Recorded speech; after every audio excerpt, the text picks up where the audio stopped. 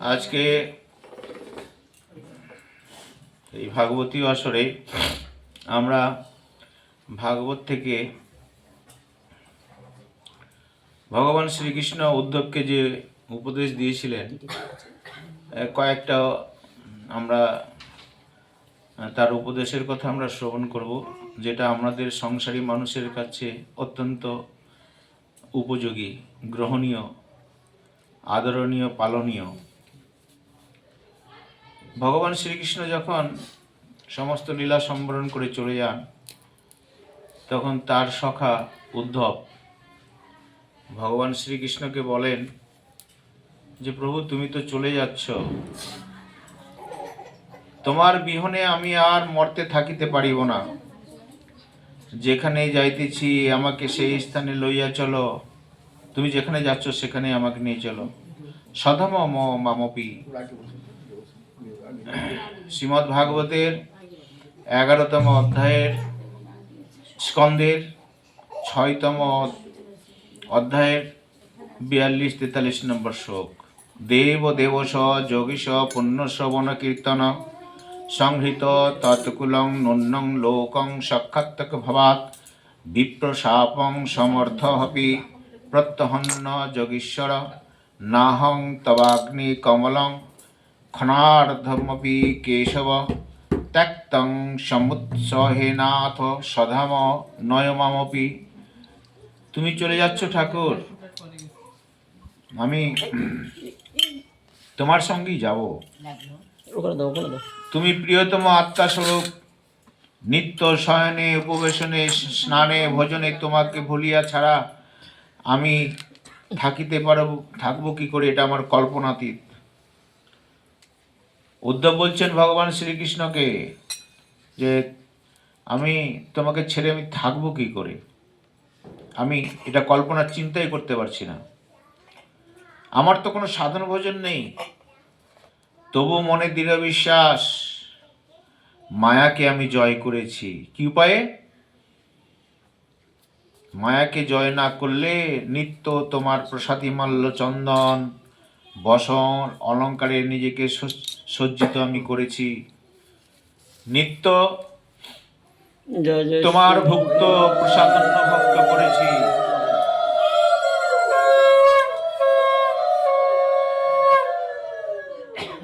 মালা যে গেঁথেছে মাথা দিয়ে ঢুকবে, এটাও তো এমন করে গেঁথেছে দড়িতে ছিঁড়ে পড়ে যাবে, এত ভারী ভারী মালা।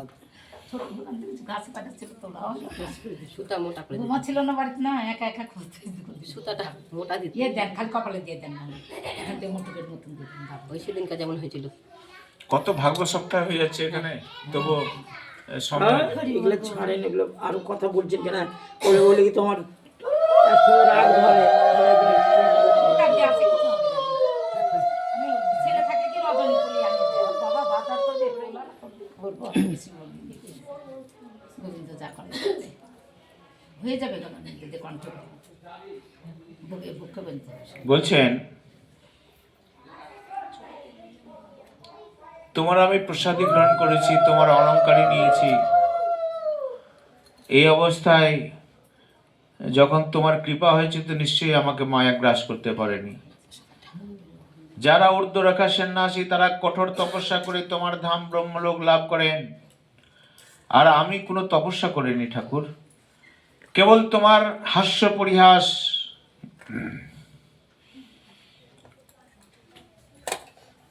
উদ্ধব ভগবানকে বলছে যে কঠোর তপস্যা করে তোমার লোক ব্রহ্মলোক পায়, কিন্তু আমি তো কোনো তপস্যা করিনি, আমি তো তোমার সাথে হাস্য পরিহাস করেছি। আর নরলোক কচিত ক্রীড়া করেছি, মানুষ যেমন ক্রীড়া করে সেরকম তোমার সাথে তোমার প্রতিটি কথা কাজ স্মরণ করি, ভক্ত পাইলে কীর্তন করি, অন্তরে সুদৃঢ় বিশ্বাস, ইহা হইতে দূরত্ব ভবসাগর পার হইব। আমার এটা বিশ্বাস আছে যে আমি এই ভবসাগর পার হবই, কারণ আমি তোমাকে আশ্রয় করেছি। এটি উদ্ধবের অনুভব।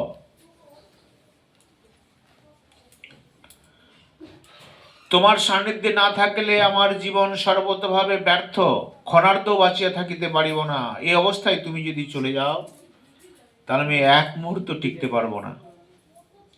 শ্রীকৃষ্ণ প্রাণপ্রিয় উদ্ধবের এই কথা শুনলেন, শ্রীহস্তে তার হস্তটা ধারণ করলেন,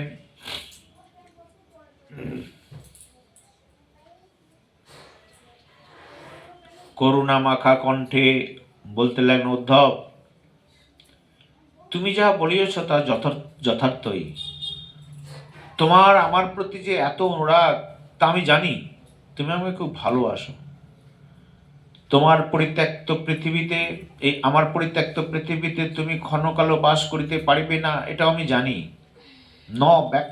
ন ব্যস্তব্যং তথৈবেয় ময়া তক্ত মহিতলে। আমাকে চলিয়া যাইতে হইবে উদ্ধব, কারণ যে কার্যের সাধনের জন্য অবতীর্ণ হয়েছিলাম তা নিঃশেষ রূপে সম্পন্ন করেছি। বিপ্র সাপে, ব্রাহ্মণের সাপে এই যদুকুল কিছুদিন আগে ধ্বংস হয়ে যাবে, আগে ধ্বংস হবে, আর এই দ্বারকাপুরীও সমুদ্র জলে চলে যাবে। কিন্তু উদ্ধব, তোমাকে আমি আমার সঙ্গে নিয়ে যাব না। কথাটি শুনে উদ্ধব বিমর্ষ হয়ে গেলেন। কেন সঙ্গে নিয়ে যাবেন না? বলছেন ভগবান, আমি চলে গেলে কলির রাজত্ব প্রবেশ করবে উদ্ধব। লোক হইতে এলো মঙ্গল চলিয়া যাইবে। আমি যখন চলে যাব তখন কলি এখানে প্রবেশ করবে। লোকহং নষ্ট মঙ্গলম। অকস্মাৎ উপস্থিত ওই মহা অমঙ্গলকে ঠেকাতে হবে আমাকেই। এই কার্যের জন্য আমি থাকলেও আমার প্রতিনিধি চাই। ওই অমঙ্গল ঠেকানোর জন্য আমি পারবো, অথবা আমার যদি কেউ প্রতিনিধি থাকে তাই সে পারবে। উদ্ধব, তুমি হয়তো ভেবেছিলে যে তুমি আমার উপযুক্ত প্রতিনিধি নও। ইয়া ঠিকই, তুমি আবারও প্রতিনিধি নও। আমার বাণী, আমার শিক্ষা, আমার যোগ্য প্রতিনিধি তুমি। সুশিক্ষা যখন তোমার জীবন মধ্যে মূর্তি লাভ করবে তখন তুমি যোগ্য প্রতিনিধি হইয়া থাকবে। কিছুই পারবে না, করতে পারবে না, শুধু পৃথিবীতে পর্যটন করবে, তোমাকে কিছু করতে হবে না। তুমি যে ভক্তি অবলম্বন করেছো, তুমি আমাকে যে আশ্রয় নিয়েছো, তোমার মধ্যে যে ভাব রয়েছে, তুমি শুধু যদি পৃথিবী বিচরণ করো তাহলে তোমার দ্বারাই সমস্ত অমঙ্গল নাশ হয়ে যাবে। এটা ভক্তদের বৈশিষ্ট্য। তারা যেখানে যান সেটাই তীর্থে পরিণত হয়ে যায়। আমরা যে তীর্থ ভ্রমণ করি, এই বাড়ির আপনার বৌমারা সব গেছিল তীর্থে, ছেলে বৌমা সব তীর্থে গেছে, সবাই আমরা যাই প্রত্যেক বাড়ি থেকে বিভিন্ন জায়গায় তীর্থে গেছে। তো তীর্থে যাওয়ার উদ্দেশ্যই হলো এই যে তীর্থে তীর্থে সাধুগুরু বৈষ্ণবরা থাকেন, তো তাদের চরণ ধুলি, তাদের সংস্পর্শে সেই ধুলি, সেই কণা, সেই আকাশ বাতাস শুদ্ধ হয়ে যায়। সেখানে গেলে ভক্তি লাভ হয়, সেই জন্যই তীর্থে যাওয়া। এই অতএব তুমি পরিভ্রমণ করো, তাহলে তুমি যেখানে যেখানে যাবে সেটাই তীর্থে পরিণত হবে। মঙ্গল, সাধুগুরু বৈষ্ণবের দর্শনে, স্পর্শে চারিদিকে মঙ্গলের বাণী, বাতাবরণ তৈরি হবে। আমাদের মনোনিবেশ করবে, সমরদর্শী হবে, পৃথিবীময় বিচরণ করবে। মজ্জাবেশ মনা সম্যক সমদ্রিক বিচরম্ব গাম। যদি বলো শুধু বিচরণ করলেই কি ফল হবে, শুধু আমি ঘুরলে কি ফল হবে ঠাকুর? ভগবান শ্রীকৃষ্ণকে জিজ্ঞেস করছেন উদ্ধব। ভগবান শ্রীকৃষ্ণ বলছেন, হ্যাঁ, আমি বলি কি তাহাতেই বরং ফল হবে। কেন? বলে চন্দন বৃক্ষ শুধু দাঁড়িয়ে থাকে, জানো উদ্ধব, তাতে কি হয়, তাতে চারিদিকের যে বৃক্ষসমূহ চন্দনের গন্ধ পেয়ে থাকে, ও তো দাঁড়িয়ে থাকে, আর চারিদিকে বৃক্ষসমূহ বা তার পাশে যারা যায় তার সৌরভটা তারা পায়। আমার বাণী মূর্তি তুমি,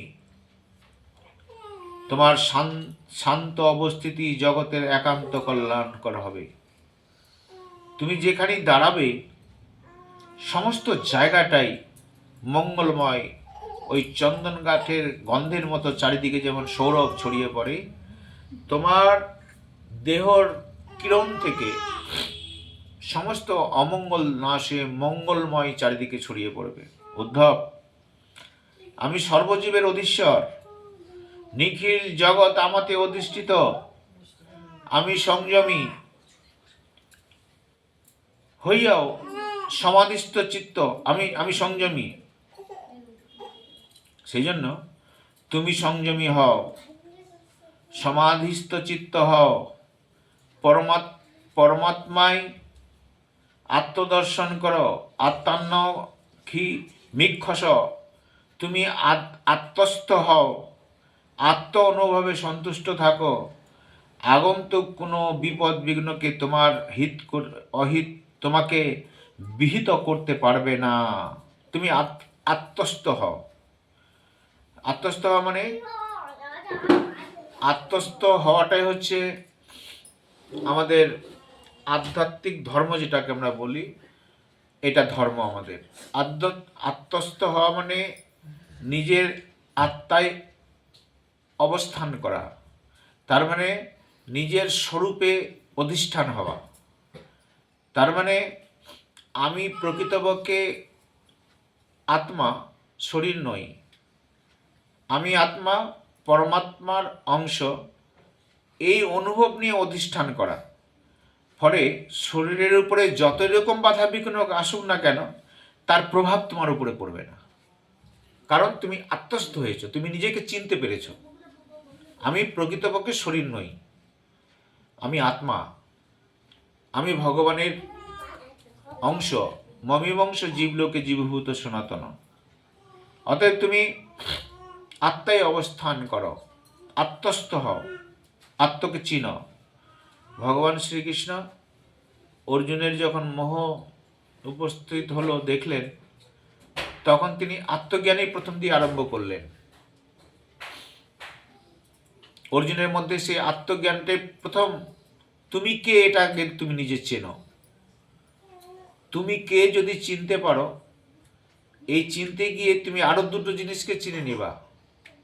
তুমি কে, তুমি যদি নিজেকে চেনো, তাহলে মায়াকেও চিনতে পারবা আর ভগবানকেও চিনতে পারবা, দুটোই।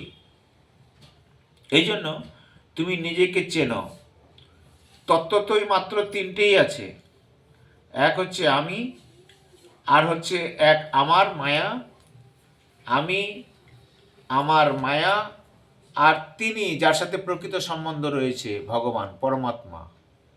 তাহলে তিনটাই জিনিস বস্তু রয়েছে।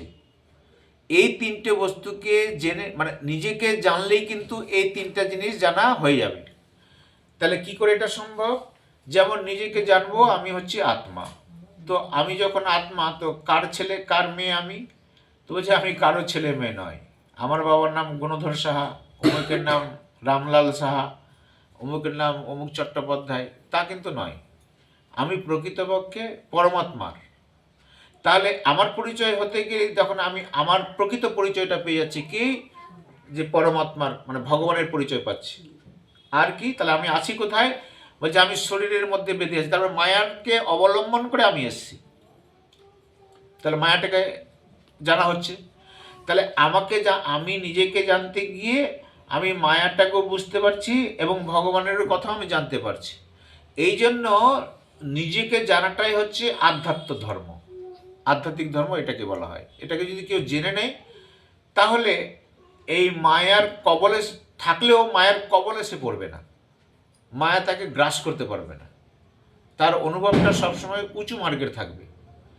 মায়া দ্বারা কবলিত হয়ে রোগ শোকের দ্বারা ও বিহল হবে না, ও শান্তভাবে থাকবে। তাই ভগবান বলছেন তুমি আত্মস্থ হও, আত্ম অনুভবে সন্তুষ্ট থাকো, আত্ম অনুভবে সন্তুষ্ট, আত্মাই সন্তুষ্ট, বেশি হাই হাই নেই। ভগবান আমাকে যা দিয়েছেন, বাহ মস্ত।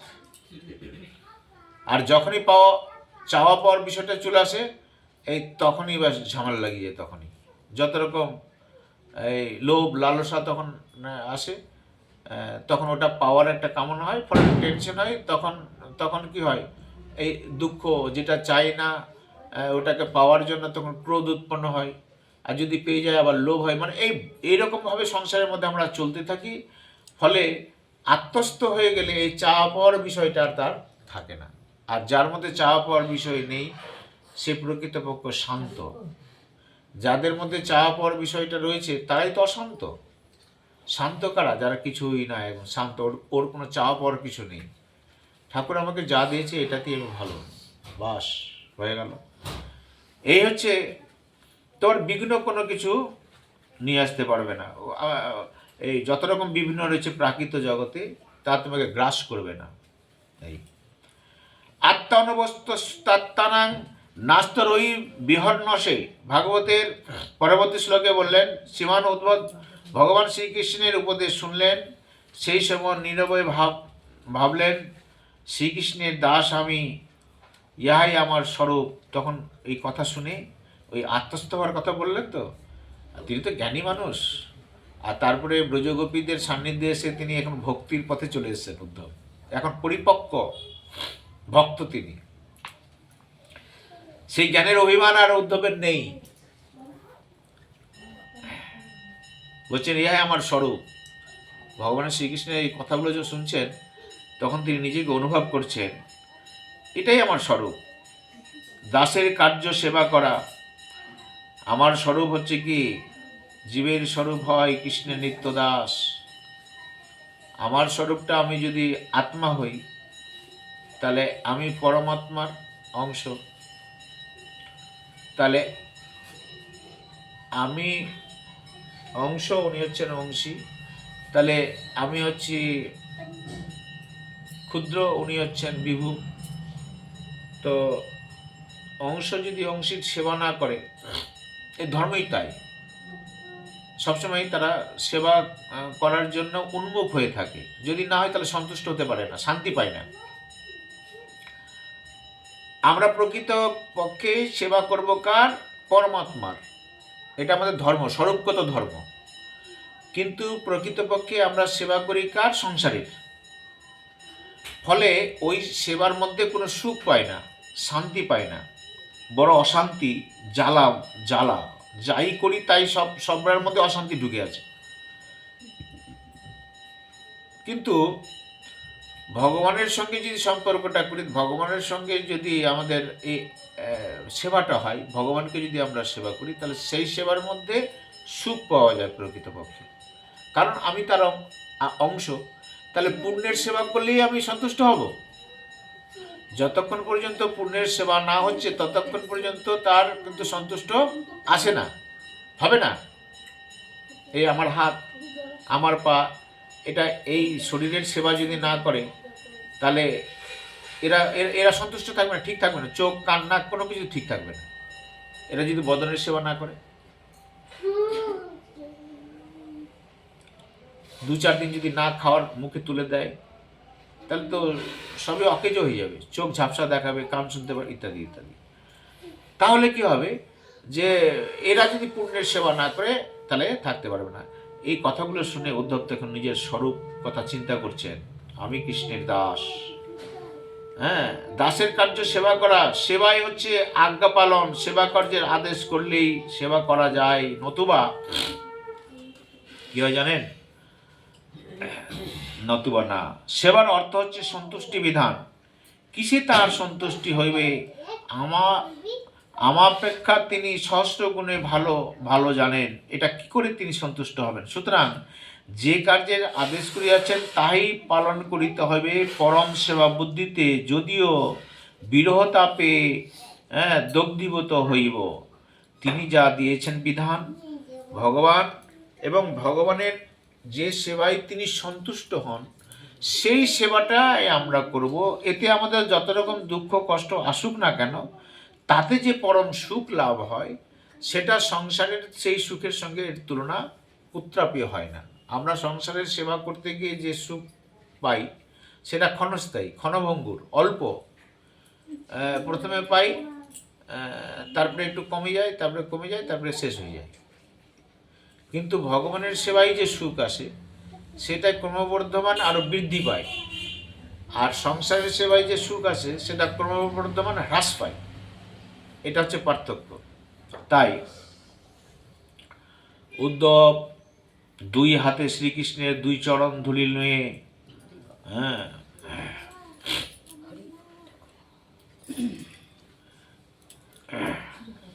চরণ ধুলি নিয়ে বক্ষে নিলেন, বক্ষে মাখালেন, আর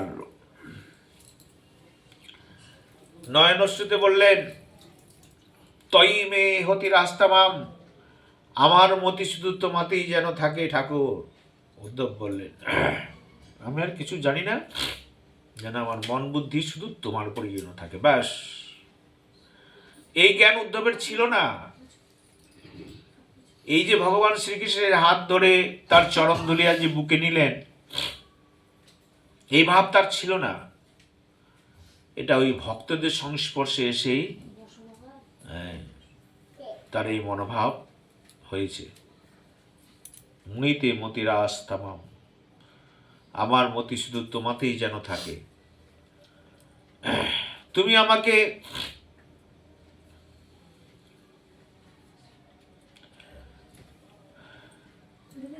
ভগবান শ্রীকৃষ্ণকে বলছেন তিনি, যে ঠাকুর তুমি আমাকে ত্যাগী হয়ে, সন্ন্যাসী হয়ে পৃথিবী তুমি পর্যটন করতে আদেশ করিতেছ। মাদৃশ্য বিষয়াসক্ত অভক্তের পক্ষে আর দুষ্কর। দেখুন, বৃহস্পতির শিষ্য ব্রজগোপীদের দ্বারা তিনি আবিষ্ট ভক্তি মার্গে আজকে তিনি রয়েছেন। তিনি বলছেন, আমি বিষয়াসক্ত, বিষয় দ্বারা আসক্ত। তুমি যে আমাকে উপদেশ দিচ্ছ, এই মাদৃশ্য বিষয়াসক্ত অভক্তের পক্ষে এটা কিন্তু দুষ্কর। আমি এটা বোধহয় পালন করতে পারবো না ঠাকুর। তুমি আমার কল্যাণের কথা, জগতের কল্যাণের কথা বলিয়াছ। আমার কল্যাণের কথা, জগতের কল্যাণের কথা আপনি বললেন। তুমি ভক্ত, তুমি আমার প্রিয়। তুমি যদি পর্যটন করো, তাহলে জগতের কল্যাণ হবে, তোমারও কল্যাণ হবে। আমি এইসব কিছুই বুঝি না। যাতে তোমার আদেশ অনায়াসে পালন করতে পারি, ভৃত্যকে সেরূপ শিক্ষা দাও। অনুসাধী ভৃত্যম, আমার কি কল্যাণ হবে, সেই কল্যাণের দিকে তাকিয়ে কোনো আদেশ আপনার পালন করব, এই বুদ্ধি আমার নেই। আমি শুধু চাই যে তোমার আদেশ অনায়াসে যেন আমি পালন করতে পারি, বাস। তোমার আদেশ পালন করলে আমার কল্যাণ হবে, অকল্যাণ হবে, এইসব বিদ্যা বুদ্ধি আমার প্রয়োজন নেই। কেবল তোমার আদেশটা আমি পালন করব, এই আদেশ অনায়াসে যেন আমি পালন করতে পারি। অনুসাধিত ভিত্তম, তুমি ছাড়া আমাকে সদুপদেশ দেয় আর কেউ নাই। তোমাকে হারাইব এই ভারী বিরহ ভাবনায় আমি বিচলিত। আমি নির্বেদ উপস্থিত হয়েছি, চারিদিকে তাকে আর কোনো উপায় নাই দেখিয়া তোমার শরণাপন্ন হইলাম ঠাকুর। কারণ তুমি মানুষের একমাত্র আশ্রয়, তুমি মানুষের একমাত্র আশ্রয়, তুমি নারায়ণ, তুমি মানুষের একমাত্র শহীদ, তুমি অনন্ত, অনবদ্য। এই জন্য আশা অক্ষম বলিয়াও উপেক্ষা করবে না। তুমি একমাত্র আশ্রয়, বাকিগুলো নিরাশ্রয়। একমাত্র তুমি প্রকৃতপক্ষে আশ্রয়। তোমাকে ছাড়া যারা অন্য কাউকে আশ্রয় নিয়েছে, তারা সবাই নিরাশ্রয় হয়ে গেছে। যেমন ধরুন আমরা সংসারকে আশ্রয় করেছি, আমরা টাকা পয়সাকে আশ্রয় করেছি, ধনজনকে আশ্রয় করেছি, ছেলে মেয়ের প্রতি আশ্রয় নিয়েছি, মা বাবার প্রতি আশ্রয় নিয়েছি, কিন্তু এগুলো কিন্তু প্রকৃতপক্ষে নিরাশ্রয়ী। এরা কেউ থাকবে না, আমিও থাকবো না, এরাও থাকবে না। তো যাদেরকে আশ্রয় নিলাম সেটা কি আর ফলপ্রসূ হলো? তো বলছেন তুমি প্রকৃত আশ্রয়। কেমন আশ্রয়? বলছে তোমাকে আশ্রয় নিলে তোমাকেই পাওয়া যায়। তাহলে সংসারকে আশ্রয় নিলে কি পাবো? বলছে আবার সংসারই পাবেন। তার মানে মৃত্যুর পর আবার সংসারে আসবেন, মানে পুনরূপী জননম পুনরূপী মরণম পুনরূপী জননী জঠরে শয়নম, আবার ওই 84 লক্ষ জনিতে ঘটপাক, আবার মানুষ জন্ম, আবার অন্য কোনো দেহ জন্ম, এ হতেই থাকবে। আর যদি তোমার আশ্রয় নিই তাহলে এই জন্ম মৃত্যুর চক্র থেকে আমার উদ্ধার হয়ে গেল, তোমার ধামে তোমার সেবায় আমি নিয়োজিত হতে পারবো অনবদ্য। অতএব আমাদের আশ্রয়টাই ভুল। ওই জাঁতার ওই যে খিলটা থাকে, খিলটা, ওই খিলটার কাছে যে গমগুলো আশ্রয় নিয়েছে ওই গমগুলোকে পিষতে পারে না, আর বাকি যত গম আছে সব পিষে আটা হয়ে বেরিয়ে যায়। আর যারা খিলকে আশ্রয় করেছে ওরা কিন্তু ওই রকমই থাকে, 2-4টাই গম, লক্ষ লক্ষ গমের মধ্যে ওই। এই জন্য সহস্র সহস্র মানুষের মধ্যে কিছু মানুষই ভগবান শ্রীকৃষ্ণের শরণাগত প্রকৃতপক্ষে হতে পারে ওই খিলকে আশ্রয় করলে। আমরা যে ভগবানকে প্রকৃতপক্ষে অনন্যভাবে আশ্রয় নিয়েছি তাও কিন্তু নয়। আপনারা ভাববেন না, যা মানে আমি নিজের কথা বলছি, আপনাদের নয়, যে তিলক মালা করেছি বা করেছি বলে আমি ভগবানের খুব বড় ভক্ত হয়ে গেছি, তাও নয়। এই জন্যই নয় যে যতক্ষণ পর্যন্ত সংসারের প্রতি মায়া, আকাঙ্ক্ষা, তার আশ্রয়টা, হৃদগ্রন্থিটা না শেষ হচ্ছে, ততক্ষণ পর্যন্ত ভগবানের আশ্রয়টা প্রকৃত 100% পিওর হয় না। আমাদের ভগবানের প্রতি আশ্রয়টা হচ্ছে ইমপিওর, মানে সংসারে আছি, ভগবানের দিকেও আছে, দুদিকেই আছে আর কি, দুই দিকে তাল লাখিয়ে আমরা চলছি। দু নৌকায় পা দিয়ে চললে কি লোকের অবস্থা হয়, আমাদের সাধন ভোজনও ওই রকম। তো এটা নিরাশ হওয়ার কোনো কারণ নেই, এটাই তো সাধনা, যে আমরা দু নৌকায় পা দিয়েছি, ধীরে ধীরে ধীরে সাধন ভোজন করতে করতে যেন মনোবৃত্তিটা সাধুসঙ্গ দ্বারা হোক, হ্যাঁ, ভাগবতীয় কথা, তীর্থ পর্যটনের কোনো সাধুগুরুর সংস্পর্শে এসে, তীর্থ পর্যটন মানে এই নয় যে আমরা ঘুরতে গেলাম, দেখতে গেলাম, এটাও তীর্থের উদ্দেশ্য নয়। কিন্তু তীর্থের উদ্দেশ্য হচ্ছে সেখানে সাধুগুরুর সংস্পর্শে গিয়ে তাদের দর্শন, প্রণাম করা, তাদের শ্রীমুখে কিছু কথা শোনা, তাহলে তীর্থের সার্থকতা হয়। আমরা 99.99% লোক যাই ঘুরতে আর কি। হ্যাঁ, সেই জন্য নরোত্তম ঠাকুর বলেছেন যে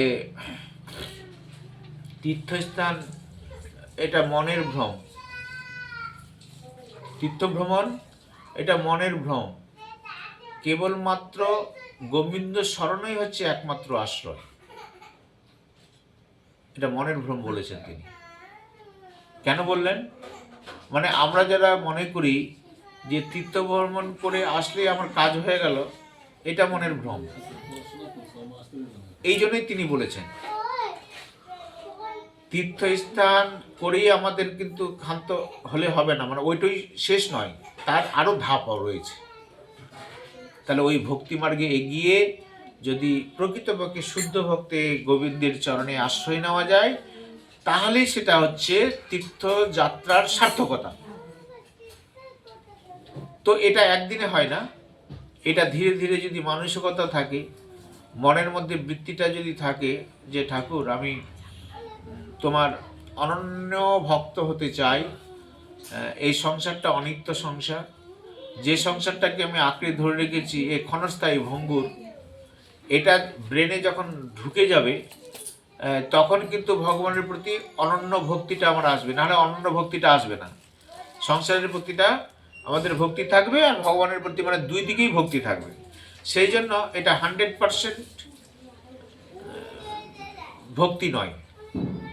100% ভক্তি তখনই হবে যখন 100% সংসারের প্রতি আসক্তিটা ত্যাগ হয়ে যাবে।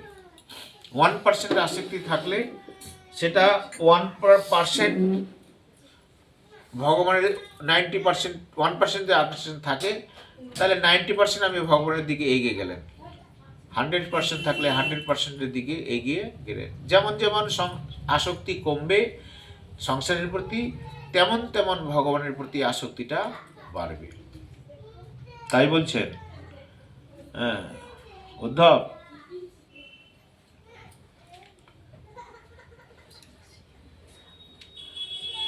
উদ্ধবের এই কথা শুনলেন, শোনার পর ভগবান শ্রীকৃষ্ণ বলছেন, উদ্ধব তুমি বলছো তো আমি বিষয়ী মানুষ, অভক্ত।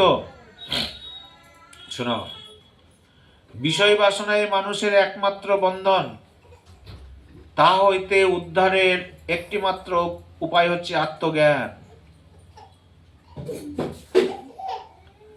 বিষয় বাসনাই হচ্ছে একমাত্র বন্ধনের কারণ।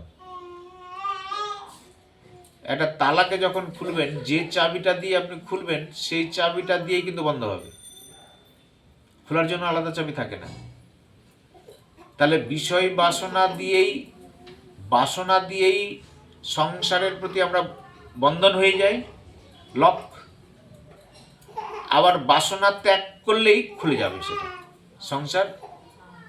তার মানে বাসনাই হচ্ছে মূল কারণ সংসারের বন্ধনের জন্য, আর বাসনা ত্যাগ হচ্ছে সংসার থেকে মুক্ত হওয়ার মূল কারণ। তাহলে এই বন্ধন যে আসক্তি জনিত যে চাবিটা, এই আসক্তি জনিত চাবিটা হয় আপনি লাগান আর না হলে ছাড়েন, হয় বাঁ দিকে ঘোরান আর না হলে চাবিটাকে ডান দিকে ঘোরান। বাঁ দিকে ঘোরালে লাগবে আর ডান দিকে ঘোরালে খুলবে। তো আসক্তিটা সংসারে লাগালে আপনি বদ্ধ হয়ে গেলেন। বদ্ধ মানে আবার ওই সংসারেই থাকতে হবে আপনাকে, কিতাব জ্বালা ইত্যাদি ইত্যাদি। আর ডান আর একটু এগিয়ে আসেন, ওদিকে লোভ হচ্ছে না, একটু এগিয়ে আসেন, জয় রাধে। আর যদি আসক্তিটাকে এই ডান দিকে যদি ঘুরিয়ে দেন তাহলে কি হলো, ওটা খুলে যাবে। উদ্ধব, বিষয় বাসনাই মানুষের একমাত্র বন্ধন। এই যে বাসনা বড় বড় বড় কঠিন, তাহলে উদ্ধারের এটা কি? তো বিষয় বাসনা আমরা কিন্তু ত্যাগ করতে পারবো না চট করে। এটা জন্মে জন্মের বাসনা আমাদের মধ্যে, হৃদয়ের মধ্যে রয়েছে, এটা সম্ভব নয়।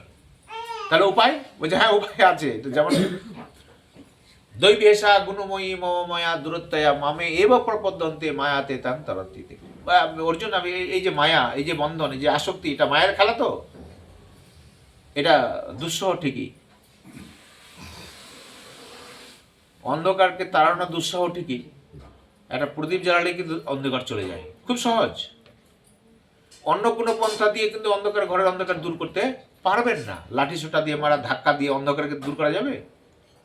এই ছোট্ট একটা প্রদীপ জ্বালিয়ে দিই, ব্যাস আলো হয়ে গেল। ঠিক তেমনি এই মায়াটা বড় দূরত্বয়া, একে ত্যাগ করানো খুব মুশকিল। কিন্তু এটা যদি আপনি গোবিন্দ শরণ, ভগবানের শরণাগতি নেন, তাহলে মায়াটা কিন্তু অটোমেটিক চলে যাবে। এটা কি করে সম্ভব? ওই যে একমাত্র উপায় হচ্ছে আত্মজ্ঞান। এই আত্মজ্ঞানটা হচ্ছে আধ্যাত্ম ধর্ম। এই আত্মজ্ঞানই হচ্ছে আমি কে, এই পরিচয়টা পাওয়া। আমরা কি কখনো প্রশ্ন করেছি যে আমি কে? যারা প্রশ্ন করেছে, যাদের ব্রেনে এটা কখনো এসছে আমি কে, তখনও কিন্তু অনুসন্ধান, তখন বলেছে হ্যাঁ সত্যি তো। তো আমি কোথা থেকে আসলাম? এটা আমার হাত, এটা আমার মাথা, এটা আমার পা, তো সবই তো আমার। তা আমিটা কোথায়? খুঁজুন, অনুসন্ধান করুন, পাবেন। আমিটা কোথায় পাবেন। আপনার হাত কেটে গেল, আপনার লাগছে, ইস, রক্ত দরদর করে, কষ্ট পাচ্ছেন। কে কষ্ট পাচ্ছে? শরীরটা? খুঁজুন কে কষ্ট পাচ্ছে, কে। তাহলে এই আত্মজ্ঞানটা এখান থেকে ধীরে ধীরে আসবে আর কি। এই কষ্টটা আপনার হাত কেটে গেছে, কে পাচ্ছে? শরীরটা কি? তো বলছে হ্যাঁ শরীরটাই তো পাচ্ছে। তো যদি শরীরটা পায়, তাহলে মৃত্যুর পরে হাতটা কেটে দিলে তো কেউ ব্যথা পায় না। তাহলে ব্যথাটা কে পাচ্ছিল? খুঁজুন, এটাকে অনুসন্ধান করুন। মৃত্যুর পরে আগুনে পুড়িয়ে দিচ্ছে তো তাকে, সমাধি দিয়ে দিচ্ছে, ও কি চিৎকার করছে? তাহলে মৃত্যুর আগে যখন আমার দেহ থেকে নিঃশ্বাস বেরিয়ে গেছে, তাহলে সেটাই কি, তাহলে অনুসন্ধান করে তাহলে এটাই কনক্লুশনে আসবে যে তাহলে এই আমার শরীরের ভিতর যে ছিল ওই কষ্ট পাচ্ছিল, আত্মজ্ঞান। তাহলে আমি শরীর নই, আত্মজ্ঞান। তাহলে আমি যদি শরীর না হয়, তাহলে শরীরের সম্পর্কিত যা জিনিস রয়েছে সংসারের মধ্যে, ছেলে মেয়ে, ধন সম্পদ, সমাজ, এটাও সব আলাদা, এটা সব সংসারের মধ্যে, আমার কিছু নই। কিন্তু আপনি নিজে আমার আমার করে নিয়েছেন। এটাই বিড়ম্বনা। আপনার কিছু নেই, অথচ আপনি আমার আমার করে নিয়েছেন। আপনি সোনা চাঁদিও নিয়ে আসেননি, আর কোনো কিছু কাউকে নিয়ে আসেননি, ধন সম্পত্তি নিয়ে আসেননি। তাহলে উপায় তো বলছে, এই জন্যই সেবা ধর্মটা করা হচ্ছে, যে নিজেকে অন্যের সেবায় নিয়োজিত করে দেওয়া। আমাদের এটা ধর্ম হচ্ছে মানুষের ধর্ম, যে আমরা নিজের পরিবারের জন্য শুধু কর্ম করবো, নিজের জন্য কোনো আশা রেখে কোনো কর্ম করব না, স্বার্থ রেখে। এবার পরিবারের জন্য যদি কোনো কর্ম করি, সেটা আমি সমাজের মধ্যে কর্ম করব, অপরের হিতে আমি নিজেকে লাগিয়ে দিব, দেশের জন্য নিজেকে হিতে লাগিয়ে দিব। তাহলে কি হবে, নিজের যে কামনা বাসনাটা এটা নষ্ট হয়ে যাবে। আপনি দেখবেন অন্যের হিতের যখন কোনো কর্ম করবেন, তখন নিজের মধ্যে একটা পবিত্রতা ভাব আসে। আর নিজের স্বার্থ নিয়ে যদি কাজ করেন, দেখবেন এক অপবিত্রতা ভাব আসে, সংকুচিত ভাব নিজের মধ্যে আসে, অপরাধী ভাব আসে। যখন কারো হিতে কোনো কর্ম করবেন, নিজেকে বেশ ভালো মনে হবে, বাহ সুন্দর, আমি একটা কাজ করে দিলাম অন্যের জন্য। তাহলে সংসারের প্রতি আসক্তি ত্যাগ করা খুব কঠিন, কিন্তু এই পদ্ধতি অবলম্বন করে নিজেকে অন্যের সেবায় যদি এইজন জীবে প্রেম করে, যে এইজন সেইজন সেবিছে ঈশ্বর, এই জন্য এই কথাটাকে নিয়ে আসা হয়েছে, বলা হয়েছে অন্যের জন্য কর্ম করো। যাই জন্য গীতায় ভগবান শ্রীকৃষ্ণ তো কর্মেরই উপদেশ দিলেন। কর্ম ছাড়া এক মুহূর্ত আমরা থাকতে পারি না, তাই না? তাহলে এমনভাবে কর্ম করো যে কর্মটার তুমি কর্মবন্ধনে আবদ্ধ না হয়ে যাও, মুক্ত হয়ে যাও। তাই উপায় তো বলছে, কর্মটা আসক্তি ছাড়া তুমি কর্ম করে যাও, শুধু নিমিত্ত মাত্র তুমি কর্ম করে যাও। সমাজের জন্য কর্ম করতে হবে, করে যাও, বাস। অন্যের ভালোর জন্য সমস্ত কর্ম করে যাও, আসক্তি ত্যাগ হয়ে যাবে। এটা কখন হবে? যখন এই আত্মজ্ঞান হবে, সত্যি তো আমি তো সংসারী নই, তাহলে সংসারে আঁকড়ে ধরেছি কেন? তা আমার কাছে যা আছে, যেভাবে আছে, যতটুকু পারবো সামর্থ্য অনুযায়ী সংসারকে বিলিয়ে দিব, দেশকে বিলিয়ে দেবো, সমাজকে বিলিয়ে দেবো। এই মনোভাব থাকা চাই, সেবামূলক মনোভাব, আত্মজ্ঞানের পরিচয়। আমরা এখানে যত সমাজের মধ্যে এখন যত নেতা বলুন, যত ডাক্তার বলুন, ইঞ্জিনিয়ার বলুন, প্রফেসর বলুন, মাস্টারমশাই বলুন, নার্স বলুন, চিকিৎসক বলুন, যাই বলুন না কেন, এরা প্রত্যেকের মধ্যে যদি সেবামূলক মনোভাব যদি না থাকে, সেবার মনোভাব যদি না থাকে, তাহলে প্রত্যেকটা কর্মস্থলে এটা ফেলিওর হবেই হবে। ডাক্তারের মধ্যে যদি সেবামূলক মনোভাব না থাকে, তাহলে রুগীদের সমস্ত অর্থ চুষে খাবে। নার্সিংহোমদের যদি সেবামূলক মনোভাব যদি না থাকে, তাহলে এই সমস্ত এই গরিব মানুষদের রক্ত চুষে চুষে খাবে, টাকা পয়সা, বুঝতে পারছেন কীরকম হবে। আবার কিছু কিছু নার্সিংহোম আছে যারা ফ্রিতে ট্রিটমেন্ট করে, আছে না? আপনি সাউথে যান, যে সাই বাবা এতে ফ্রিতে ট্রিটমেন্ট করে, যান, কত দেখাবেন, হার্ট অপারেশন ফ্রিতে করে, অনেক অনেক জায়গায় আছে এরকম। অনেক নার্সিং, অনেক জায়গায় চিকিৎসা ফ্রি করে দেয়। তো মনোভাবটা এইভাবে থাকা উচিত। তাহলে কারোর প্রতি মাস্টারমশাইও তাই, সেবামূলক মনোভাব। আমরা মাস্টারমশাইকে ক্লাসে পাঠাতে, একটা এক্সট্রা ক্লাস দিতে গেলে মানে কী যে পরিশ্রম করতে হয় আমাদেরকে, আমরা তো বুঝি। আমি তো 10-15 বছর ধরে হেডমাস্টার থাকলাম, আর ইনচার্জ থাকলাম আরও 15 বছর, মানে 37 বছর শিক্ষকতা করে। এই অভিজ্ঞতা হলো যে একটা মাস্টারমশাইকে ক্লাসে পাঠানো কী যে কঠিন ব্যাপার। কেন যাব, কিসের যাব, কেন আজকে, মানে একটা এক্সট্রা ক্লাস অ্যাজ এ শিক্ষক কোনো কারণে আসেনি, তাকে পাঠানো খুব মুশকিল ব্যাপার। কত রকম কৈফিয়ত দিতে হয়। তো সেবামূলক মনোভাব যদি না থাকে তাহলে খুব মুশকিল। সরকার তো আমাকে টাকা দিচ্ছে, শিক্ষকদের তো আগে মেয়ে বিয়ে দিত না, ওই যে এইটুকু টাকায় মেয়ে বিয়ে দেবো, খাবে কি? এখন তো শিক্ষকদের অনেক বেতন, এখন মেয়ে বিয়ে দেওয়ার জন্য বাপরা লাইন দিয়ে আছে। তো তারপরে যদি মনোভাবটা সেবামূলক যদি না থাকে আমাদের, এটা দুর্ভাগ্য সমাজের কাছে। তাহলে সেবামূলক কাজ আমাদের একমাত্র দরকার। তাই বলছেন যে একমাত্র আত্মজ্ঞান যদি না হয়, আত্মজ্ঞান যদি না হয়, নিজের পরিচয় যদি না পাই, আমি কে, আমার সম্বন্ধ কার, সংসারের সঙ্গে প্রকৃত সম্বন্ধ নেই, তাহলে সংসারের জিনিস সংসারকে দিয়েই চলে যাওয়াই হচ্ছে মানবতার কাজ। এটা আত্মজ্ঞান হলে বোঝা যাবে। উদ্ধব, একমাত্র উপায় হচ্ছে আত্মজ্ঞান। পথভ্রষ্টের গুরুই হচ্ছেন, এই হচ্ছে পথপ্রদর্শক। এই আত্মজ্ঞান কিভাবে পাবে? তদ্বিদ্ধি প্রাণে পাতেন পরিবেষ্ণ মায়া উপদেক্ষান্তে তে জ্ঞানাং জ্ঞান তত্ত্বদর্শী নাম। ওই যে তত্ত্বদর্শী কোনো জ্ঞানীর গুরুর কাছে তুমি যদি যাও, তাহলে তোমাকে এই উপদেশ, তুমি গুরুর কাছে এই উপদেশ পাবে। তত্ত্বদর্শী যারা আত্মজ্ঞান অনুভব করেছেন, সেই অনুভবযুক্ত মানুষের কাছে, সেই গুরুর কাছে যদি যান, তাহলে তার বাণী শুনে আপনি প্রভাবিত হবেন, তাই না? ইতিহাসের শিক্ষকের কাছে গেলেই তো ইতিহাসটা ভালো বুঝতে পারবেন, অঙ্কের শিক্ষকের কাছে গেলেই তো অঙ্কটা ভালো বুঝতে পারবেন, ইংরেজির শিক্ষকের কাছে গেলেই তো ইংরেজিটা ভালো বুঝতে পারবেন, তাই না? ঠিক তেমনি আধ্যাত্ম জ্ঞানে যারা পটু, যারা এক্সপার্ট মানুষ, যাদেরকে আমরা গুরু বলি, তার সান্নিধ্যে গেলে তিনি হচ্ছেন পথপ্রদর্শক।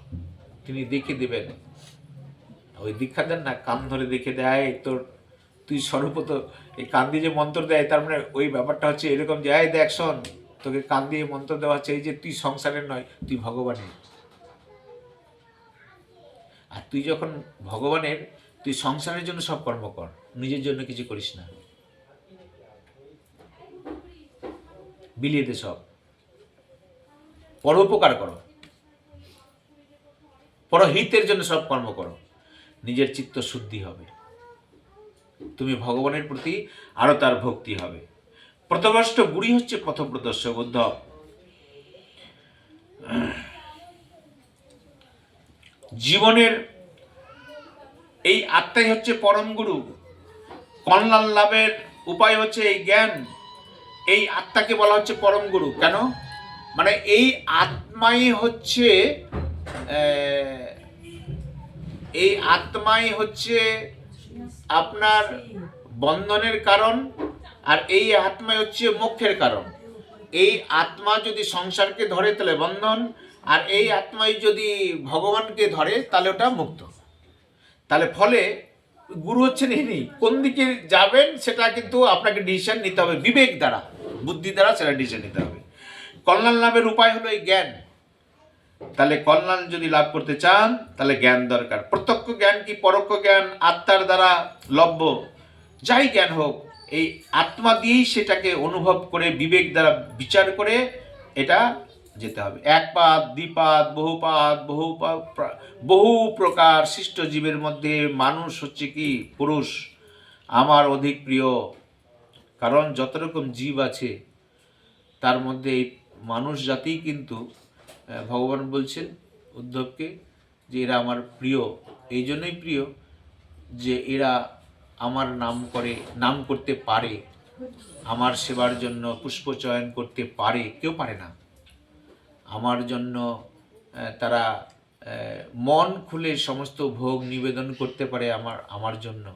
এরা যা যা সেবার কর্ম একমাত্র মানুষই করতে পারে, আর কেউ করতে পারে না। সেই জন্য অন্যান্য জীব জগৎ যত রয়েছে মানুষ ছাড়া, তারা হচ্ছে ভোগজনী।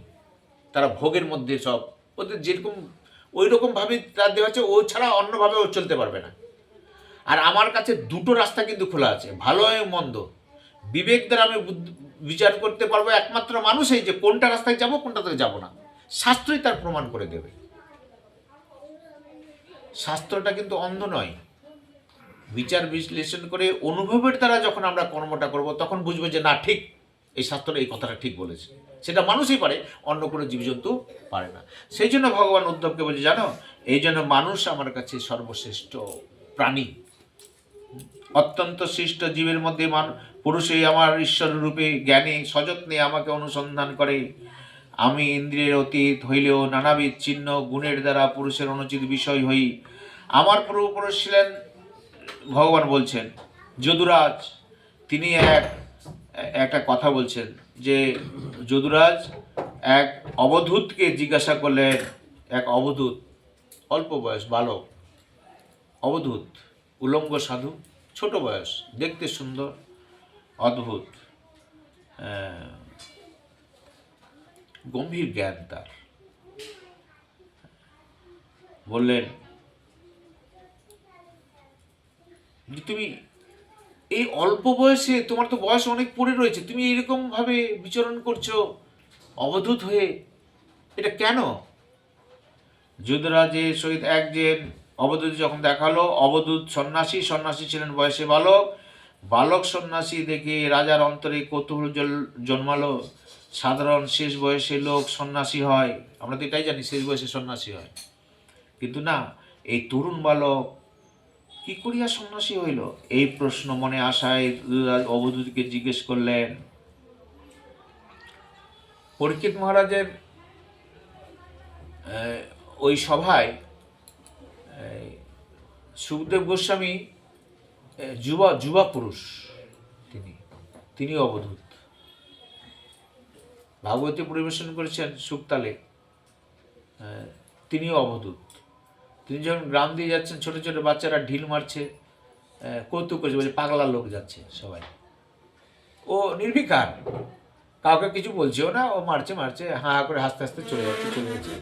ও গিয়ে ওই সবার মধ্যে সব ঋষি মুনি হাজার হাজার বসে আছে, পরীক্ষিত মহারাজ আছে, সবাই দাঁড়িয়ে অভিবাদন যখন করছেন তাকে, ওই উলঙ্গ সাধু, অদ্ভুত জ্যোতি তার শরীর থেকে বেরোচ্ছে।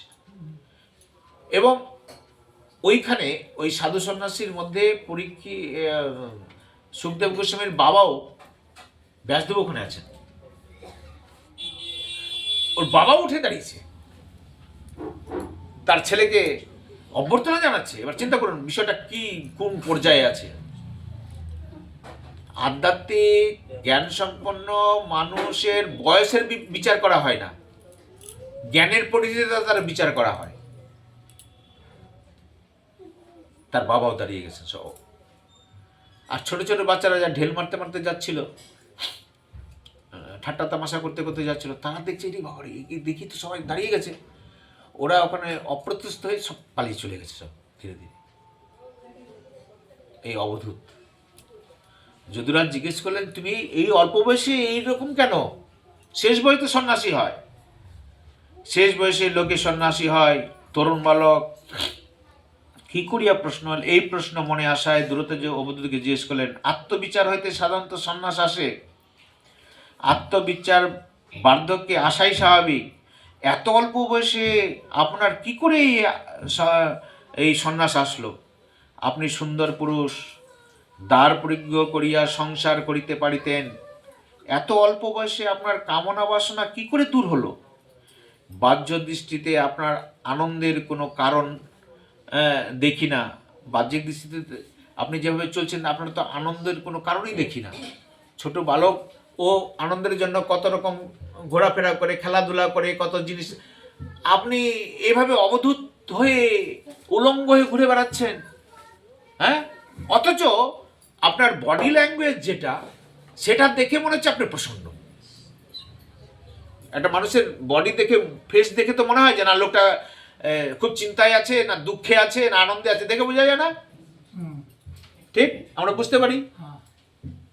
কিন্তু আপনাকে দেখে তো মনে হচ্ছে যে আপনি একদম সন্তুষ্ট, কিন্তু আপনার মুখ দেখলে মনে হয় আপনি সর্বদা আনন্দে ডুবে আছেন। আপনার আনন্দের উৎস কোথায়? এই আনন্দের উৎস কোথায়? কোথায় এই আনন্দ পেলেন? তখন ওই অবধূত 24টা গুরুর কাছে গুরুর কথা বলেছিলেন। প্রথম গুরু হচ্ছে মাটি। এখান থেকে শুরু করে তিনি 24টা গুরুর কথা বলেছিলেন। এই গুরুর কাছে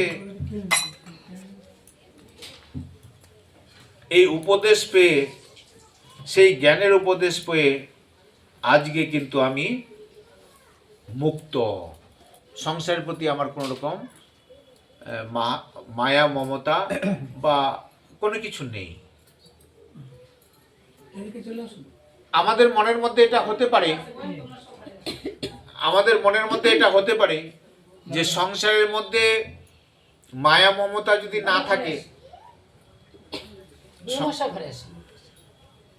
সংসারের মধ্যে মায়া মমতা যদি না থাকে, তাহলে আমার ছেলে মেয়েকে মানুষ করব কেমন করে? তো বলছে যে মায়া আপনি সেবা করবেন, ছেলে মেয়েকে সেবা করবেন, কিন্তু আসক্তি রেখে নয়, মানে একবার ঢলাঢলি করে নয় আর কি, যান্ত্রিক ভাবে। মনে করবেন যে তুমি তো আমার ছেলে নও, এখন ঠাকুর জানে তোমার আগে আমি যাব না আমার আগে তুমি যাবা, কেউ জানে না। ফলে প্রকৃত সম্পর্ক তোমার কাছে, তোমার সাথে আমার নেই। যদি থাকতো তাহলে আমার সাথেও তোমরা সবাই যেতে। যখন যাচ্ছ না তাহলে সম্পর্কটা ভ্রান্ত, ভুল। এই ধারণাটা পাক্কা করতে হবে। তাহলে সংসারের প্রতি যে আসক্তিটা ত্যাগ হবে। যাকে আপনি আসক্ত করেছেন সেই তো অনিত্য, ক্ষণভঙ্গুর। আমরা হচ্ছি নিত্য, আমি আত্মা।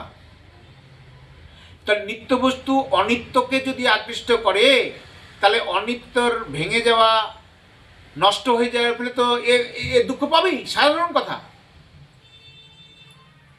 হিসেবের কথা। ফলে আমাদের নিত্য জিনিসের সঙ্গেই সম্পর্ক রাখা উচিত সব সময়। তাহলে প্রকৃত এদের সাথে সম্পর্ক রেখে যে সুখটা চাইছি, প্রকৃতপক্ষে সুখ তো মরীচিকার মতো। এটা করলে বোধহয় সুখী হব, এটা করলে সুখী হব, সুখ আর পাই না। বৃদ্ধ হয়ে গেছেন তবুও আর হলো না, যেটি যেটি চেয়েছিলাম আর একটা হলো না। কপাল ঠুকছি আমরা শেষ বয়সে হয়েছে, কিছুতেই হচ্ছে না, মরীচিকার মতো। এই জল পাবো, পিপাসার্থ আমি, মনে হচ্ছে জল আছে, হয়তো দেখছে বালি। খুব রৌদ্র পড়লে বালির মধ্যে জল মনে হয়। এটা এই অভিজ্ঞতা দেখেছেন কেউ? কারো অভিজ্ঞতা আছে এটা? আচ্ছা, ওই বালি যদি না দেখেন, তপ্ত গরমের সময় দেখবেন রোডের উপরে যখন যাবেন না, তো অনেক দূরে দেখবেন জল ছিলছিল করছে রোডের উপরে। কিন্তু এটা দেখেছেন কি, অনুভব করেছেন? মনে হচ্ছে জল পড়ে আছে। মরিচিকার ওটা ওই ধর্মটা। মরিচা রাস্তাটা ভেজা, জল আছে জল নাই, যে যাবেন জল নাই, মরিচিকা। সুখ আছে, সুখ নাই। ওই লোভে, জলের পিপাসার্থ আমরা, ওই লোভে আমরা যাই, দৌড়াই, গিয়ে দেখছি আর কিছু নাই, প্রকৃত সুখ নেই। নিত্য শুদ্ধ, নিত্য মুক্ত সাধকের পার্থক্য ভগবান শ্রীকৃষ্ণ বলছেন উদ্ধব। তাহলে দেখো, এইরকম একজন সাধু যখন সে নিত্য মুক্ত, সংসারের সাথে কোনো সম্পর্ক নেই তার, অথচ সংসারে আছে, কিন্তু না থাকাতে ও প্রসন্ন, সংসারের সঙ্গে সম্পর্ক না থাকলেই সুখ, সুখী সুখী সুখী প্রমাণ। বলছে আমরা যখন ঘুমিয়ে যাই, সকালে উঠে কি বলি, আজ ঘুমটা খুব ভালো হয়েছে। কেন? বুঝছে না, আজ কোনো স্বপ্নও দেখি না, এক ঘুমে একদম সকাল। তো ঘুমে যখন ছিলেন, ঘুমটা আপনার ডিপ হয়েছে, তাহলে ঘুমের সঙ্গে সময় কি আপনি ভেবেছিলেন যে এটা আমার মা, এটা আমার বাবা, এটা আমার ধন সম্পদের টাকা লকারে রেখেছি, ব্যাংকে রেখেছি, কোটি টাকা আছে, কিছু আর মনে পড়েছে আপনার? কিছু মনে পড়েনি। তাহলে এদের সাথে সম্পর্ক যত ছেড়ে দিলেন তত ঘুমটা কিন্তু ডিপ হলো। তাহলে আর এইটি যদি চিন্তা থাকতো ঘুমের সময়, তাহলে ঘুম পাতলা পাতলা হতো। ঘুম বুঝে ঘুম হলো না, ভালো হলো না ঘুম, টেনশনে ঘুম হয়নি সংসারের।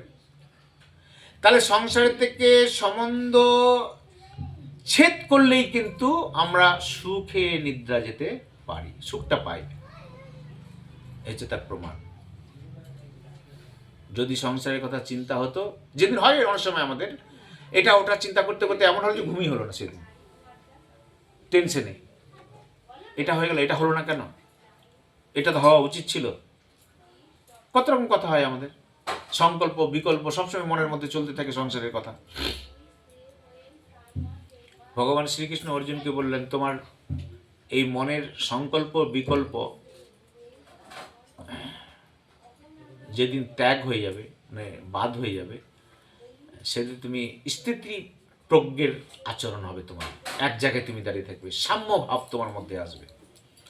আর যতক্ষণ পর্যন্ত সংকল্প বিকল্পের ভাব আছে না, ততক্ষণ পর্যন্ত এই তোমার চলতেই যাবে। মনের গাথা, মনের প্ল্যান সবসময় চলতেই থাকবে। সংকল্প বিকল্প মানে এটা করব, এটা করব, এটা করব, এই মনের ভাব। আমরা যখন চুপচাপ থাকি সবসময় কিন্তু কিছু না কিছু মন ভাবতেই থাকে, কিন্তু এটা কঠিন ব্যাপার।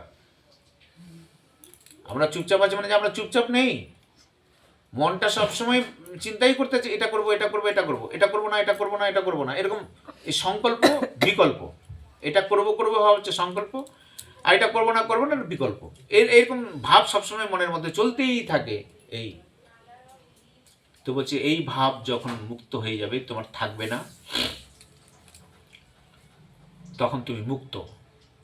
এই ভাব যখন থাকবে তখন তুমি বদ্ধ। তার মানে সংসারের কথা চিন্তা করলে সংসারের সঙ্গে সম্পর্ক রাখছো, সংসারের সঙ্গে সম্পর্ক রাখলেই তুমি হচ্ছে কি বদ্ধ।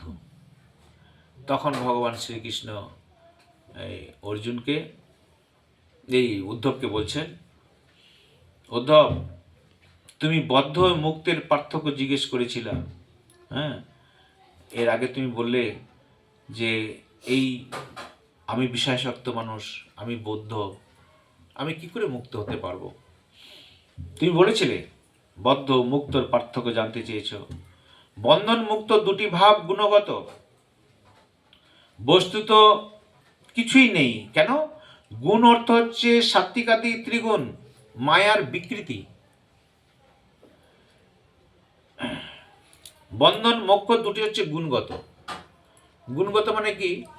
সত্যতম রজ তিনটি গুণের দ্বারা আমরা প্রভাবিত। আমাদের মন বুদ্ধি এই তিনটি গুণের দ্বারা প্রভাবিত হয়ে আমরা কর্ম করি। হয় সাত্ত্বিক কর্ম করবি, নাহলে রাজসিক কর্ম করি, নাহলে তামসিক কর্ম করি। সাত্ত্বিক কর্ম মানে ভালো কর্ম, সৎ কর্ম, দান ধ্যান, এটা ওটা নিঃস্বার্থভাবে। রাজসিক কর্ম হচ্ছে নিজের জন্য যশ প্রতিষ্ঠা লাভ, ধন রত্ন কর্ম করা, কিছু হাই হওয়া, আরও আসুক আরও আসুক, রাজসিক ধর্ম, আমার কিছু সুনাম হোক, যশ প্রতিষ্ঠা হোক। আর তামসিক কর্ম তো সেটাই নিকৃষ্ট যারা কর্ম করে, অসামাজিক যারা কর্ম করে, সেই কথায় এক কথায় বলতে পারে এটা যে তামসিক। তো তিনটা গুণের যেটা ত্রিভি গুণী মিদং জগৎ সর্বমহিতাং নাভিজানত মামেভ্য পরম বয়ম। এই তিনটি গুণ দ্বারা সবাই বদ্ধ হয়ে, মানে তিনটা দড়ি দিয়ে আমরা বেঁধে রেখেছে বলে উদ্ধব আমাকে কিন্তু কেউ জানতে পারে না। তার উপায় বলছে যে আমি, এটা হচ্ছে মায়া, এটা হচ্ছে গুণময়ী মায়া। এই মায়াটা দিয়ে এটাকে বেঁধে রেখেছে। এটা হচ্ছে মায়ার বিকৃতি। যেমন দুধ থেকে আমরা দই করে নিলাম, বিকৃতি, দুধের বিকৃতি হয়ে গেল। তেমনি এই তিনটি গুণ, মায়ারই এই তিনটি গুণ, ওর মায়ারই বিকৃতি। এটা মানে অবিদ্যার বিকৃতি। মায়া মানে অবিদ্যা। তাহলে আমি মায়াধীশ, সুতরাং আমার বন্ধন নাই, মুক্তিও নাই। জীব আমার অংশ, অংশরূপে জীবের অবিদ্যা দ্বারা বন্ধন আর বিদ্যা দ্বারা মোক্ষ লাভ হয়। আমি তো মায়া সৃষ্টি করেছি, মায়া আমাকে গ্রাস করতে পারে না। যাহা মায়া তাহা নাহি, যাহা কৃষ্ণ তাহা নাহি মায়ার অধিকার। কৃষ্ণ সূর্য সম, মায়া অন্ধকার, যাহা কৃষ্ণ তাহা নাই মায়ার অধিকার। সেখানে মায়া থাকতে পারে না। বেশ, তাহলে আমার মুক্তি বন্ধনের কোনো বিষয় নেই, এটা তোমাদের সংসারীদের মধ্যে। কেন না, জীব আমার অংশ, অংশরূপ জীব অবিদ্যা দ্বারা বন্ধন হয় আর বিদ্যা দ্বারা মোক্ষ লাভ। অবিদ্যা কি? রজগুণ আর তমগুণ দ্বারা যে সমস্ত কর্ম করা হয়, এটা হচ্ছে অবিদ্যা মায়া। ঠিক? রাজসিক গুণ এবং তামসিক দ্বারা যে সমস্ত কর্ম করা হয়, এটাকে হচ্ছে অবিদ্যা মায়া। আর সাত্ত্বিক ভাবে যে কর্ম করা হয়, এটা বিদ্যা মায়া। তো রাজসিক এবং তামসিক অবিদ্যা মায়া দ্বারা যে সমস্ত কর্ম করা হয়, সেটা কি হয়? হয়তো মানুষ জন্ম হতে পারে বা অন্য কোনো কীট পতঙ্গ হতে পারে তার কর্ম অনুসারে। আর বিদ্যা মায়াটা হচ্ছে কি? এই মায়াটা সাত্ত্বিক গুণবৈশিষ্ট্য, এ স্বর্গ পর্যন্ত যেতে পারে। পরিণতি কি? ক্ষীণে পুণ্যে মর্তলোকম বিশন্তি, আবার তাকে মর্তলোকে আসতে হবে। তাহলে যারা প্রকৃতপক্ষে মুক্ত, তাদেরকে কিন্তু এই দুটো মায়া থেকে, বিদ্যা মায়া এবং অবিদ্যা মায়ারও উপরে উঠতে হবে। তার মানে ত্রিগুণাতীত হতে হবে তাকে। তিনটি গুণের ঊর্ধ্বে যখন না ওঠা যায়, ততক্ষণ পর্যন্ত ভগবত ধামেও যাওয়া যাবে না। এই তিনটা গুণের ঊর্ধ্বে ওঠাই তো আমাদের সাধন ভজন, এত হরিনাম সংকীর্তন, এত সাধুসঙ্গ, যাতে করে আত্মজ্ঞান হয়। আত্মজ্ঞান হওয়ার পর আমি যেন সেইভাবে কর্মটা করি যাতে করে এই বিদ্যা মায়া অবিদ্যা মায়াকে অতিক্রম করতে পারি। মানে রাজসিক তামসিক এই সমস্ত কর্ম ত্যাগ তো করতেই হবে, এর মধ্যে কোনো কিন্তু নাই। এমনকি সাত্ত্বিক কর্মটাকে ত্যাগ করতে হবে। সাত্ত্বিক কর্ম করতে কেহ লাভে কেহ পুণ্যে করে বিষয় ভোগ, ভক্তিগন্ধ নাহি যাতে যাই ভবর। কেউ পাপে কেহ পুণ্যে করে বিষয় ভোগ, কেউ পাপ করে আবার কেউ পুণ্যও করে বিষয় ভোগ করে। পাপ করে বিষয় ভোগ করে অনেকে, দেখবেন না আপনি বৈষ্ণব মানুষ, পাশের লোকটা দুরাচারী অনাচারী করে দিচ্ছেন, দোতলা তিনতলা গাড়ি বাড়ি সব কিছু ঠাটপাটে ঘুরে বেড়াচ্ছে, ফাইন, সব জায়গায় হয়েছে এটা। পাপেও করছে, পুণ্যর ফলেও ভোগ করছে। ওরা আবার বেশি চালাক, মানে এখানে পুণ্য করবো, এখানে যে সুখ টুক পাবো, মরার পরে যেন স্বর্গে গিয়ে আবার সুখ লাভ করি।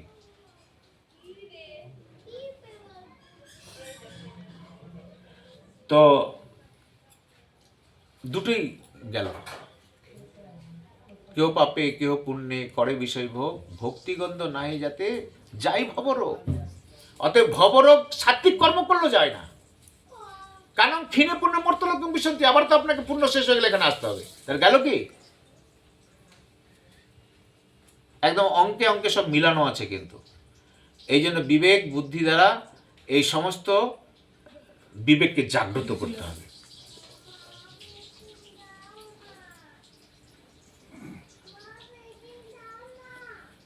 তারপরে কি বললেন শুনুন, আর 5 মিনিট।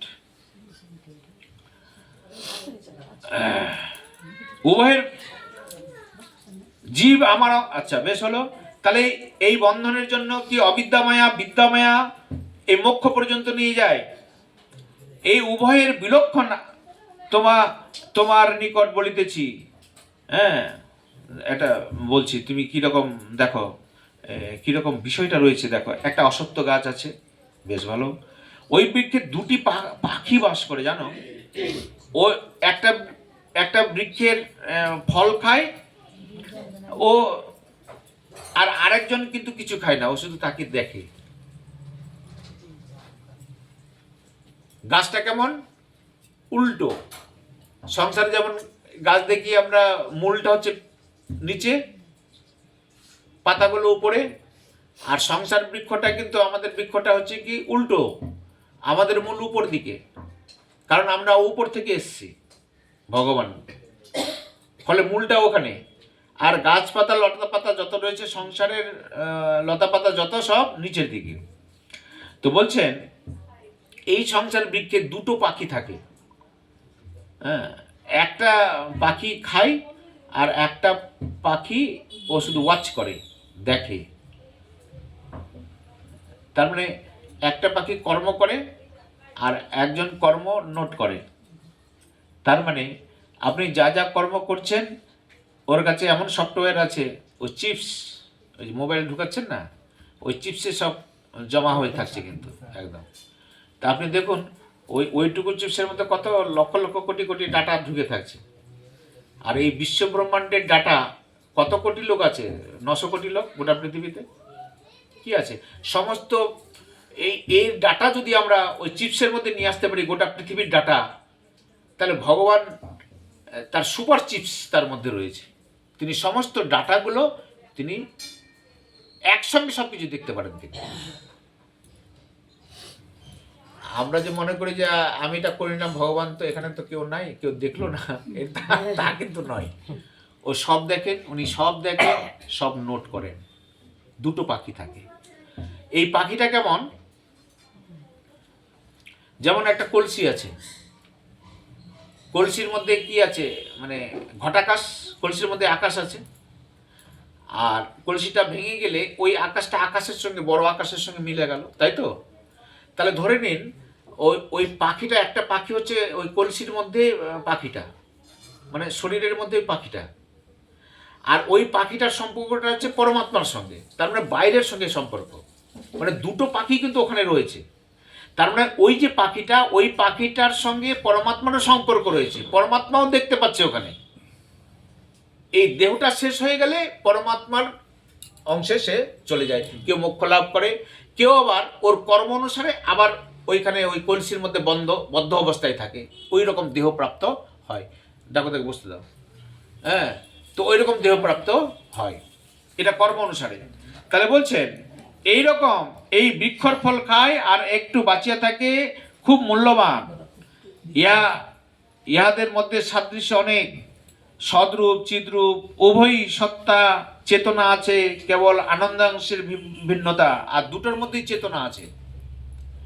আমরা কিন্তু ভগবানের অংশ, তো ভগবানেরও কিছু কিছু গুণ আমাদের মধ্যে আছে, কিন্তু না থাকার নয়।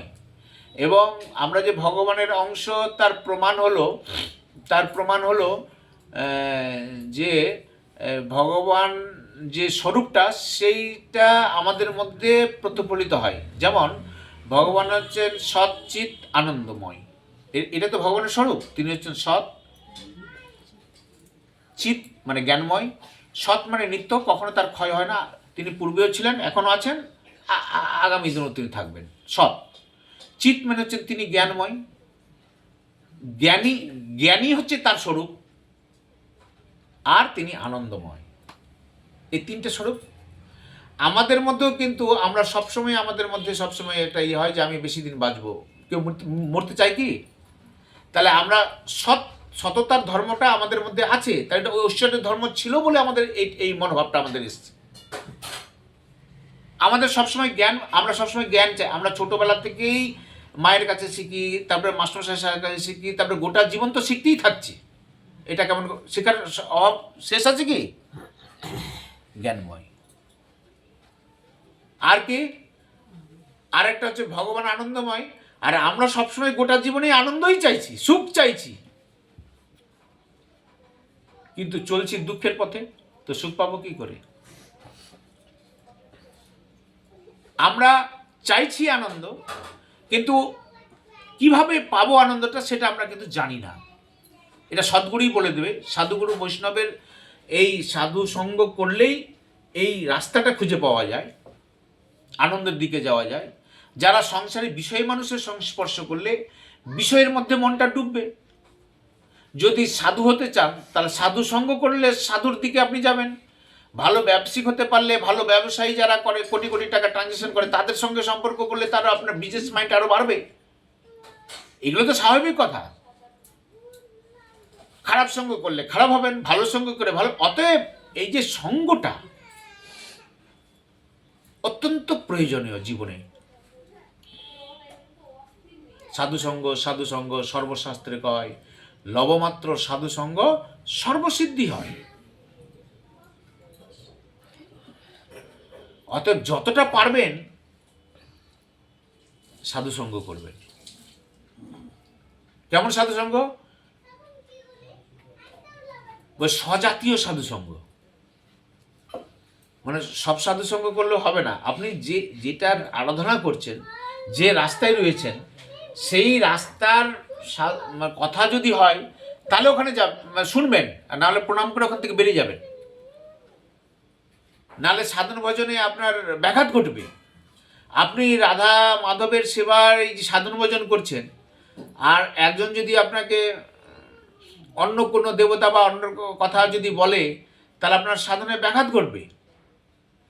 মহাপ্রভু যখন রায় রামানন্দের কাছে যান উত্তর ভারতে, দক্ষিণ ভারতে, তখন কিন্তু রায় রামানন্দ ওই ভজনের কথাটা চট করে বলেননি যে আমাদের সাধ্য বস্তু রাধা প্রেম, এটা কথা বলেননি চট করে। এক কথাতে বলে দিতে পারতেন। বলেননি একটাই কারণে, যে আমি যে রাধা প্রেম যে ভজনা করি, এটা যদি এই সন্ন্যাসীকে তো আমি চিনি না, একে যদি বলে দিই, তাহলে এ যদি বিরূপ কথা আমাকে বলে দেয়,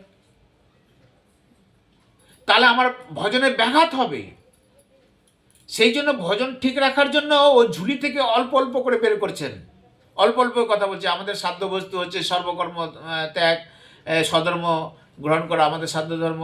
তারপরে বলছে যে এই সমস্ত কর্ম ত্যাগ করে দেওয়াই হচ্ছে আমাদের স্বধর্ম, আসক্তিহীন কর্ম করলে আমাদের স্বধর্ম, ইত্যাদি ইত্যাদি বলতে বলতে বলতে বলতে যখন গেছে যে প্রেমই হচ্ছে একমাত্র আমাদের সাধ্য বস্তু, তখন দেখছে মহাপ্রভু যখন বলছেন যে তুমি আরও এর মধ্যে আছে তুমি বলো, তখন দেখছি যে না, এ সাধু তো সেই রকম সাধু দেখছি না, এ তো একদম কট্টর মানে ভক্তিমার্গের সাধু। আমি যেটা ডাউট করছিলাম সেটা কিন্তু না। তখন তিনি ঝুলি থেকে ওই প্রকৃত কথাগুলো বললেন। যদি ওই সঙ্গটা যদি না পেত, যদি ওই সাধুটা যদি একই রকম না পেত, তাহলে কিন্তু কথাটা বলতেন না উনি। দেখছেন না এটা আছে। সেই রকম আপনি একটু মেপে চোখে সাধু সঙ্গটা করবেন। স্বজাতীয় সাধু সঙ্গ। আমরা বৈষ্ণবে ধারাই আছি, তো বৈষ্ণব ধারায় যারা আছে তাদের সঙ্গে সাধু সঙ্গটা করবেন। অন্য যারা করে তাদের কোনো বিরূপ আচরণ করবেন না, তাদের প্রতি কোনো কটূক্তি করবেন না, প্রণাম করবেন, চলে আসবেন। এই হচ্ছে আমাদের সাধন ভজনের ধারা। তাহলে এই বৃক্ষ বলতে সংসার বৃক্ষ, দেহ বৃক্ষ দুটি বলা যায়। বৃক্ষের মূল ঊর্ধ্ব দিকে, কিন্তু মানুষ আমাদের হচ্ছে কি উল্টো দিকে। মানুষের দেহে দৈবাধীন, পূর্ব কর্মের অর্জিত ফলের ফলে তার এই দেহ লাভ হয়। কর্মের ফলে দেহ তৈরি করাই আছে, শুধু আত্মাটা এসে প্রবেশ করে যায় ওই দেহের মধ্যে। যেমন ইলেকট্রিক সব একই, কারেন্টটা একই, কিন্তু কোথাও বাল্বটা জ্বলছে, কোথাও ফ্যানটা ঘুরছে, কোথাও আবার ফ্রিজ চলছে, তো কারেন্ট তো একই। তো দেহ এখানে তৈরি করা দেওয়া আছে। ওই আত্মাই তার কর্ম অনুসারে তার দেহ তৈরি করা আছে, ওই কর্ম অনুসারে আত্মা গিয়ে ওই শরীরের মধ্যে প্রবেশ করে। আপনি কেমন কর্ম করছেন সেই হিসাবে ওইখানে প্রবেশ করে। এই যে জ্ঞান, এটা সাধুসঙ্গের দ্বারা পাবেন, গুরুদেবের কাছে পাবেন। যদি আপনি যান তাহলে এই সৎসঙ্গ দ্বারাই একমাত্র এটা সম্ভব, অন্য কোথাও পাওয়া যায় না। সৎসঙ্গ মানে সাধুসঙ্গ সবসময় যদি না পান, তাহলে শাস্ত্র সঙ্গ করবেন। এটা গ্রন্থ গীতা, ভাগবত, চৈতন্য চরিতামৃত, এটা যদি আশ্রয় করেন সেখানেও পাবেন। কিন্তু আমরা সবাই তো লেখাপড়াও অনেকেই আমরা জানি না, হয়তো যারা জানেন অতি উত্তম, যারা হয়তো জানি না, যারা জানে তাদের কাছে গিয়ে একটু শুনবেন, আর শুনে শুনে সেটা মাইন্ডে নিয়ে আর একটা দৃঢ়তা রাখবেন মনের মধ্যে, যে না আমি এইভাবেই শুনেছি, আমি এভাবেই করব, এই রাস্তায় চলবো, এর জন্য যা হবে হবে। কে কি বলল সেদিকে লক্ষ্য রাখবেন না। আমরা তো তিলক কাটতেও ভয় পাই, লজ্জা পাই, একাদশী করতে অনেক সময় লজ্জা পাই আমরা, যে পাশের বউটা আবার কি বললো যে ভক্ত হয়ে গেছেন বেশি, তো বলে আবার অনেকে বলে তো রহস্য করে, তখন মনটা একটু সংকুচিত হয়ে যায়। তো ওগুলো পরোয়া করবেন না। তিলক কাটবেন, একদিন দুদিন কাটবেন, তৃতীয় দিন যদি না কাটেন তাহলে ওই লোকটাই যে সমালোচনা করছে, ও বলছে কী ব্যাপার আপনি তো তিলক কাটছিলেন না, যে আবার কী হয়ে গেল। তো এখন তিলক না কাটার জন্য এখন আপনাকে বলবে যে তিলক কাটছেন না কেন, তখন আপনি তিলক কাটতে বাধ্য। তো এটা সংকল্প নিতে হবে মনের মধ্যে। আমরা করি কি, আমাদের মধ্যে সেই সংকল্প নেই। গুরুদেব সেই কথাটাই আমাদেরকে বলেন যে তোদেরকে আমরা মন্ত্র দিই, মন্ত্রটা দিয়ে নিষ্ঠা সহকারে দৃঢ়তার সঙ্গে এটা পালন কর, আর ভজনের পথে এগিয়ে যায়, নিশ্চয়ই রাধা মাধবের কৃপা হবে, তার চরণে আশ্রিত ভক্তি লাভ হবে, জীবনটা ধন্যাতি ধন্য হবে। নিতাই গৌর প্রেমানন্দে।